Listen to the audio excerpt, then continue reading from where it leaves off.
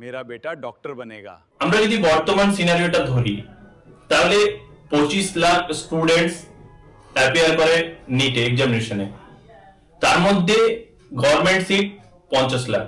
তাহলে এর যদি সাকসেস রেশিওটা ধরি তাহলে 2%, মানে ভাবুন আপনি 100 জনে 2 জন সাকসেস পাচ্ছে, বাকি 98 জন ফেলিওর।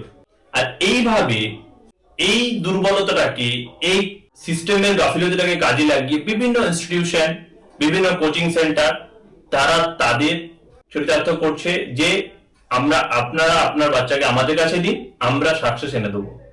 বছরের পর বছর, বছরের পর বছর, আনটিল 7-8 ইয়ার্স ড্রপ নিচ্ছে ছেলেরা শুধুমাত্র একটা সিট নেওয়ার জন্য। আপনার ছেলে ফুললি স্পয়েলড অ্যান্ড ডিস্ট্রয় করে দেওয়া হয়েছে। তারপরে যখন এর ব্যাক সিস্টেমটা হচ্ছে, যখন সেই ছেলে ফেলিওর হচ্ছে, তখন সে তার মাথায় ভাবছে যে আমি 8 বছর ইনভেস্ট করেছি, লাখ লাখ টাকা ইনভেস্ট হয়েছে, তারপরে সে ফেলিওরটাকে আর সম্মুখ করতে পারে না, অ্যাকসেপ্ট করতে পারে না, বাবা মায়ের সামনে দাঁড়াতে পারে না, বাবা মা পরিবার আত্মীয় স্বজনের সামনে দাঁড়াতে পারে না, তখন সেই মুহূর্তেই ছেলেটা তার ভুল স্টেপটা নিয়ে ফেলছে।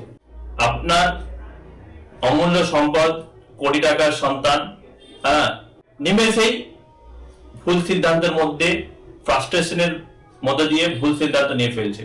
তাই আপনাকে করতে হবে কি, diversify of the career options.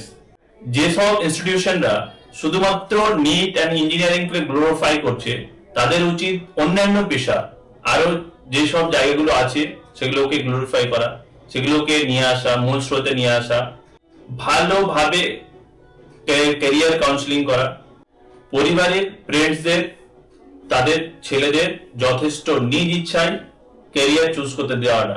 তাদেরকে টোটালি পুশ করা যাবে না যে না তোমাকে ডক্টর হতেই হবে, ইঞ্জিনিয়ার হতেই হবে। Don't do that. আর যে সমস্ত ইনস্টিটিউশনরা শুধুমাত্র এই ইঞ্জিনিয়ারিং অ্যান্ড মেডিকেলকে শুধুমাত্র গ্লোরিফাই করছে, তাদের নাম পিন কমেন্টে অবশ্যই করবেন।